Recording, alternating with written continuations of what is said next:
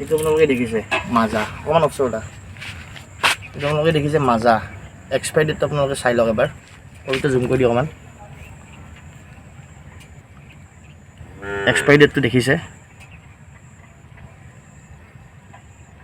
হয়তো এইটো মাজা আপুনিও খায়, ময়ো খাওঁ, এইটো আপোনাৰ ল'ৰা সন্তানেও খায়, মোৰ ঘৰত ফেমিলিত থকা ল'ৰা ছোৱালীয়েও খায়। মাজা খায়, ORS খায়, নতুবা বেলেগ বেলেগ ঠাণ্ডা আছে খায়, ক'ল্ড ড্ৰিংকছ খায়। কিন্তু এই মাজাটোৰ ভিতৰত কিমান কি বিষাক্ত বীজাণু থাকিব পাৰে আপোনালোকে ভাবিব নোৱাৰে।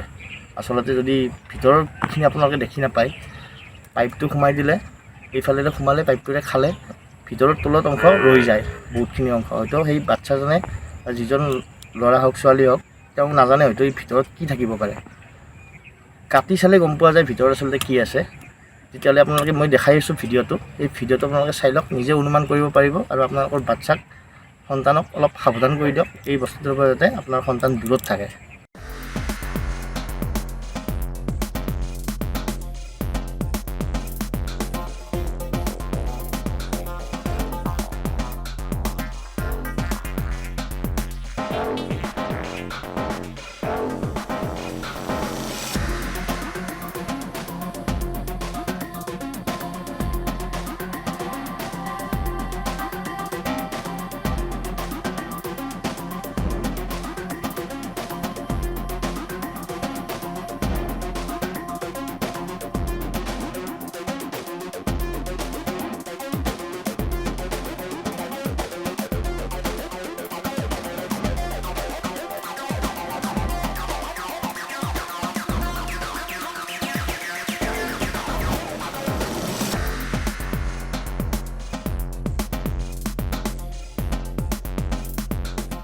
মই আজি দোকানত দিব আহিছিলোঁ। মই দোকানীজনক ক'লোঁ যে মাজাৰ ভিতৰত পোক হয়। দোকানীজনে মানে বিশ্বাস কৰা নাছিলে।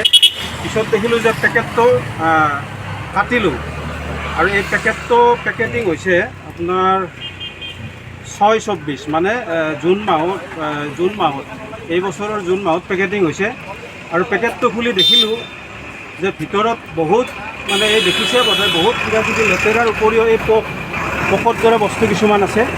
এইবিলাক দেখিছে, দেখিছে নহয়, এনেকুৱা ধৰণৰ বস্তু যদি আমাৰ এই সৰু সৰু ল'ৰা ছোৱালীবিলাকে খায়, কেনেকুৱা হ'ব পাৰে। গতিকে এইবিলাকেই আজিকালি ল'ৰা ছোৱালীবিলাকৰ বেমাৰৰ কাৰণ। গতিকে